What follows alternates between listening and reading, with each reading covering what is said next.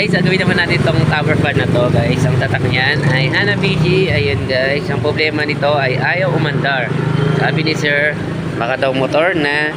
Kaya chichikin natin yung motor nito guys, no.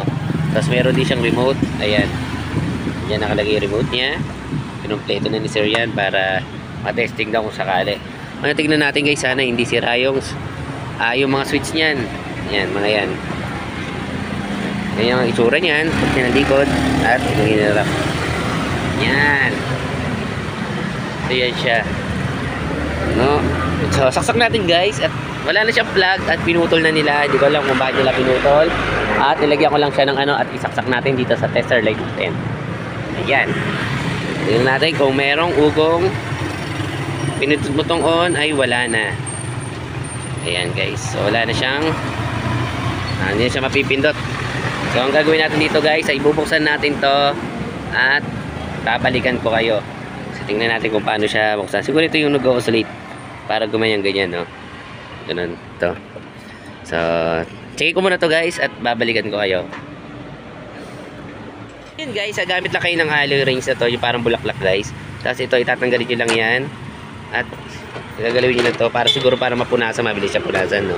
Tapos ganun lang din yan, alloy rings lang din yan guys. Ayan. At ito ay alloy rings na lahat guys. So tatanggalin ko muna to lahat guys para makita natin tong motor na to kung bakit wala siyang kuryente na pumapasok, no? So babalikan ko kayo guys, tignan ko muna kung bakit. Guys, at tinanggal natin yung paa dito para matanggal natin tong ito. Kasi naka-ano siya, nakaipit siya. So tinanggal natin yung paa na yon. Tapos pag binaliktad nyo, may makikita kayong ganito at nakalagay yan dyan guys. So pinanggal ko na rin siya. At ito yung makikita natin guys. Buo yung fuse nya. Ayan o. Buo yung fuse nya. Tapos hanapin na lang natin yung linya guys. Tapos ipag-short natin dito. Tingnan natin guys kung mapapa-under natin siya, no? Pag oras na binaypas natin yung pinaka motor nya. Ito yung motor nya guys. Yan. Yan. Tingnan natin kung a-under siya. Kung umandar siya, ibig sabihin nun sira yung fuse nitong itong motor nito guys. So i-bypass muna natin siya. Tingnan natin. So saka natin siya lagyan ng fuse kung sakali, no? So hanapin natin yung linya. So nakikita natin guys, ito yung swing. Yan guys, ito yung swing. So, ito siguro yung sa ito yung isang linya niya at sa oscillation niya ring to. Tapos ito yung number 3 nya, mid. Tapos ito yung slow. Yan. Tapos ito yung isang linya pa para sa 220, no? So 240 yata nakalagay dito guys. Yan. Tapos ito magkakasama na to. Siguro ito yung isang linya nito. Tapos isang capacitor. Ito magkasama na guys, oh. Linya sa capacitor. Yan. So isa pang linya. Ay sa synchronous naman to, isang itim na to. So sa electric fan. So magkakasama na sila, no? So tingnan natin kung mababypass natin to. Checkin lang natin guys. Ayan. Tingnan natin mukhang hindi natin ito mababypass guys kasi magkasama na siya. Ito yung sa capacitor. So, ito isa sa capacitor yan guys, isang electric fan na to. Tapos low. Ayan guys. So balikan ko kayo kung ano yung mangyayari dito guys, ha. So ayun muna. Tinanggal na natin tong LC nya. Ayan, yung LC nya. At papaklasin na lang natin dito. Hindi tayo makapag-bypass dito guys kasi nga parang nakakorekta siya sa capacitor, no? So ang gagawin natin, diretso na lang natin tayo dito. Hello, te.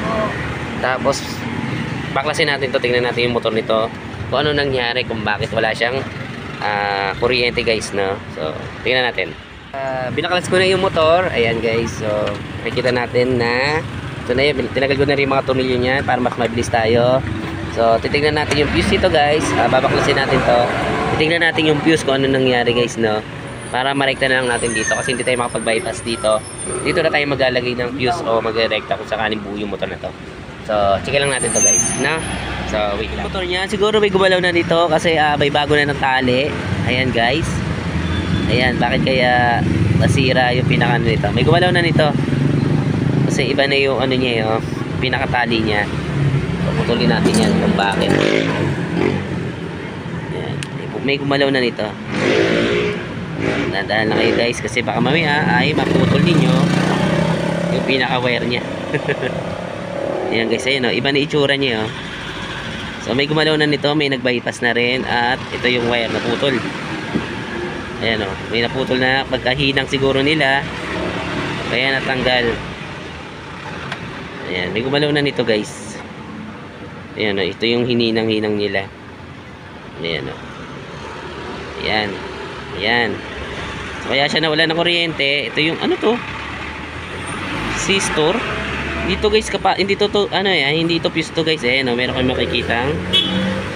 Ayan, 300 yata to, 3,000. Ayan guys. Hindi yung makikita nyo dito na hindi to fuse guys eh. Isa tong ano, dito fuse guys. Transistor yata to o resistor. So try natin iduktong to guys. Tingnan natin kung ano mangyayari kung magkakakuryente pa siya o hindi. Kasi nga natanggal yung pagkakahinang niya. So papalitan natin to guys na totoong fuse, no. Palitan natin ang fuse niya guys. So paligay natin fuse. Ayan. So, makikita nyo guys, 2 amperes lang yan. Ayan, 2 amperes lang yan. Diba makikita yan, 2 amperes na to. Ay, tumigil ka. Magpakita, ayaw nyo magpakita. Focus, focus. Ayaw niya pumukus guys. Ito. Ayaw niya pumukus. Ayan. Focus. Ayaw pumukus. Focus mo naman. Ayaw mag-focus. Hi test. Pakilagay lang yan test. Salamat. 2 amperes to guys. At ayaw niya magpakita. At nalulungkot siya. So ilalagay natin dito. At tingnan natin guys kung ano mangyayari kung magkakakuryente ba siya. Guys, nilagay na natin itong fuse na to. At nilagay natin saksakan. At yan guys, sinaksak na natin dyan. Tingnan natin kung may kuryente dyan. Napapalo. Pag sinag-short ko to at umiilaw siya. Pag pinag-short ko lang yan guys, pinag-short ko yan. So umiilaw siya guys. So kailangan, pag pinindot natin to, merong ilaw, no? Pero wala guys, walang tumututututut. So wala guys. Ayan o, wala. No? Pag pinipindot natin siya, pinipindot ko yan guys. Yun. Ayaw. Ayan guys. Kita nyo? Yan, meron na siyang ilaw. Ayan o. So 1, 2, 3. 1, 2, 3. Ayan guys. Meron isang kuryente papasok dito. No? Sa motor na to. Ayan. Ayan, meron na rin siyang kuryente. So ang problema nito guys, itong fuse niya ay iba yung nilagay niya. Hindi ko alam kung fuse to. Comment nga kayo guys kung anong fuse to. Hindi ko alam kung fuse to o resistor eh. Pero yun ang nilagay niya. Dapat ganito yung itsura ng fuse ng electric fan guys. Ayan, kudrado man o parang putol ng bigas. Pero ito yung nilagay niya. At ayan guys, meron na siyang nakikitang kuryente, no. So gagawin natin, hinangin ko muna to at tapean ko siya. At babalikan ko kayo. Ayan. So nahirapan lang siya pindutan, no. Ayan, tulad nito. Ayan, pindot. Tapos may nakikita nyo guys, may ilaw na. Ayan. No? Pero pag pinatay mo siya, ang hirap lang. So hanapin mo yung kiliti. So madali lang naman yan. Hanapin natin yung switch niyan. So lang hanapin mo na yung kiliti nito. Hindi mo na nga siya mapatay, oh. Ayan. Ayaw niyang mamatay.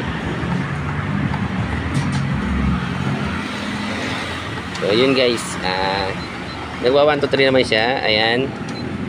Ano siya, pero kaya pala siya pindutin dito. Good morning sir.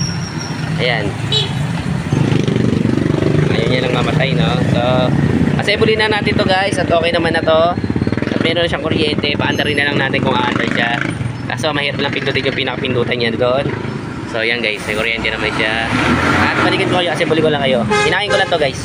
Tapos tape natin para hindi siya magdikit o hindi mag-short. Hingin na natin siya ng tape. Hininang na lang natin siya at hindi ko na napakita kasi nga ay nagmamadali tayo. So yun guys, gusto ko rin kasi malaman kung aandar siya o hindi, no. So nilagyan lang natin siya ng langis at nilagyan ko lang siya ng langis din dito. Marami nagtatanong guys kung bakit nilalagyan ko ng tape to, masking tape. Kasi yung electrical tape ay madaling matanggal. Yung masking tape ay mas matikit siya guys. So wala namang problema dito, hindi naman nakakatakot yan kasi tinipan nyo naman maiga to lang nakalabas ng mga wire katulad nito, ganyan. Tipan nyo lang siya na maigi para kahit paano hindi siya mag-short o hindi sila magdikit-dikit. Kaya para hindi siya masunog, no. Ito naman ay dinikita ko siya ng doble. Tapos nilagyan ko siya ng tape din dito. Ito yung piece na nakalagay guys. Hindi nyo nakita kasi binalutan ko rin siya ng tape, no? Tapos nilagyan ko na ng cable tie para hindi siya matanggal, no? So yun guys, ikakabit ko ulit siya dito at babalikan ko kayo kung aandar to. Umandar na siya, ayan. Yun nga lang, ayan, no? Kuryente siya. So 1, 2, 1, 2, 3. Nag-iiba naman siya guys. Ayan. Pero mahina na. Ayan. So kailangan mo na siya ikutin. So mahina na yung motor niya. Ayan guys, pinalitan ko na rin siya ng capacitor. Baka kala ko, baka sakali kumandar siya. So napakahina niya na guys. No, ito yung dati niya capacitor. So tignan na muna natin guys. Putulin ko dito. Wag ko muna i-connect, baka maya nahihirapan siya. So talaga mahina eh, oh. Ayan, oh. Oh. Kailangan mo siyang paikutin mo pa. Paliwat kanan na nga eh, oh. Ayan. Oh. So mahina na to guys. Dapat yan ay under na yan ng hindi mo siya tutulungan, no?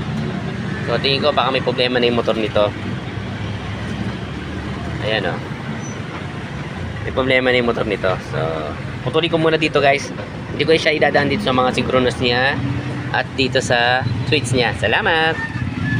So yun guys, putulin ko muna baka sakaling may problema na sa mga ano niya, mga electronic niya. So yun guys, ko sa inyo, di ba umaandar na to guys. Ayan, umaandar na siya. Napakahina. Ayan guys, oh. So kailangan ikutin mo pa siya ng kamay bago siya umandar. Siguro may problema na talaga yung motor nito. Init siya. Tapos hugutin ko to guys, ha. Hugutin ko yan. Yan, wala na siya. Tapos pag pinag-short nyo to guys, ito. Pinag-short nyo yung capacitor na yan, sira na yun. Pag ganito guys, oh, pag pumutok ng ganyan, yun.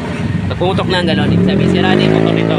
Kasi hindi na nakakadaloy yung kuryente doon sa pabalik, papuntang capacitor at lumabas siya. At tinanggal ko na tong fuse na to, ibabalik natin yan pag na-rewind na ulit. Kasi gusto nung may-ari, may fuse ulit siya.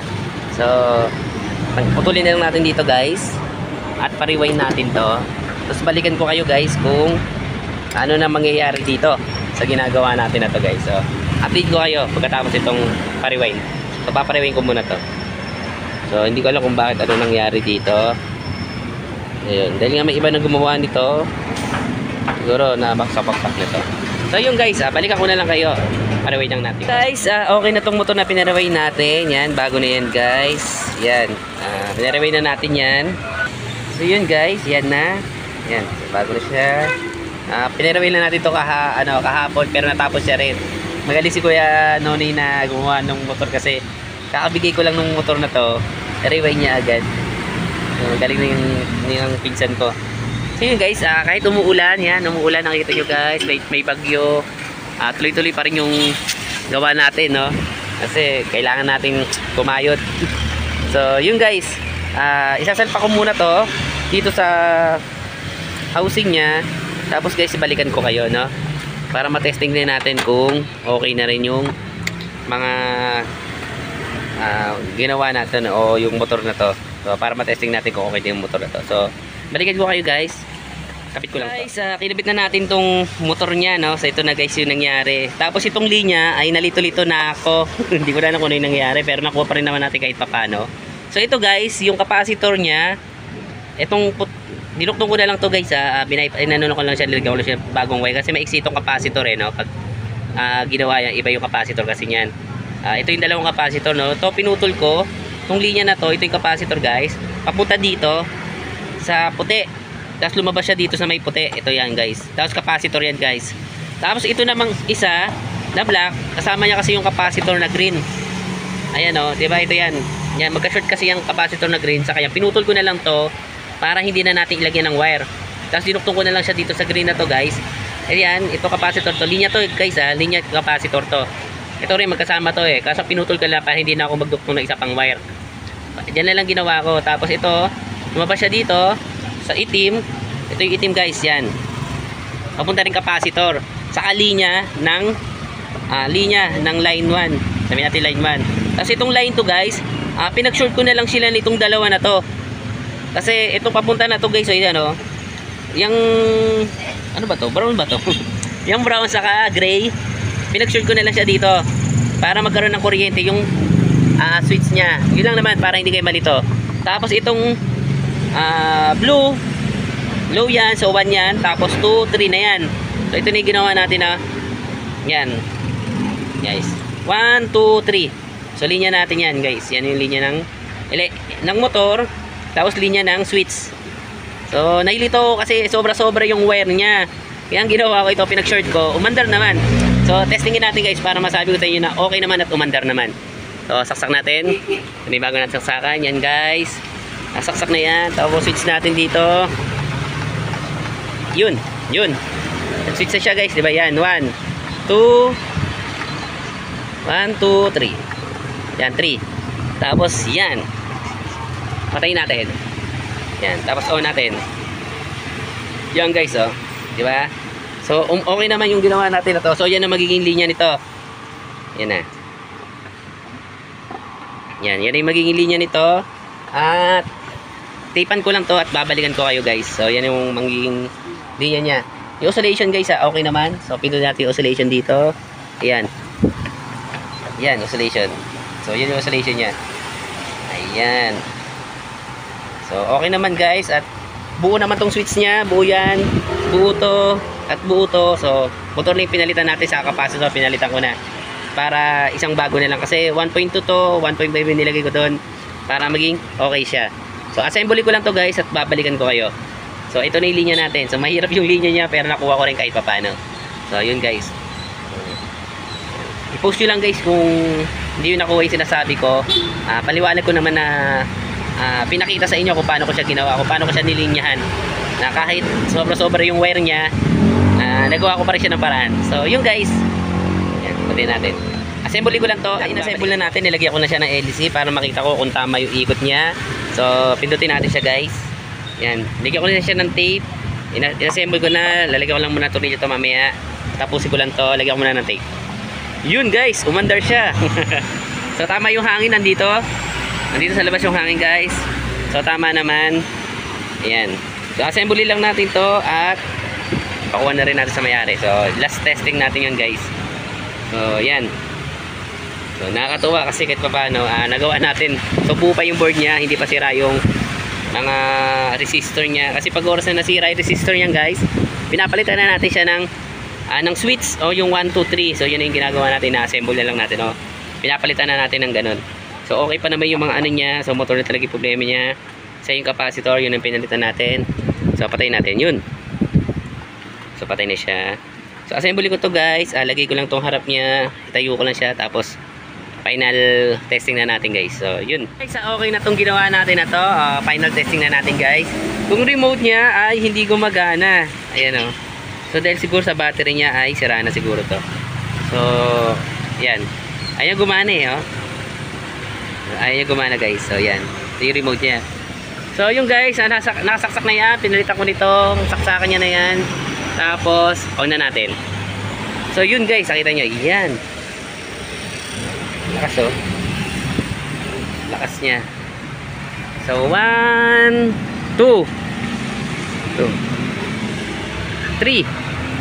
Ayan guys, 3. Tapos oscillation guys, oscillate natin yan. Ay, mag-oscillate. Yun, oscillate na siya. So ganyan lang pala siya mag-oscillate, no? Yung pinaka ano niya lang.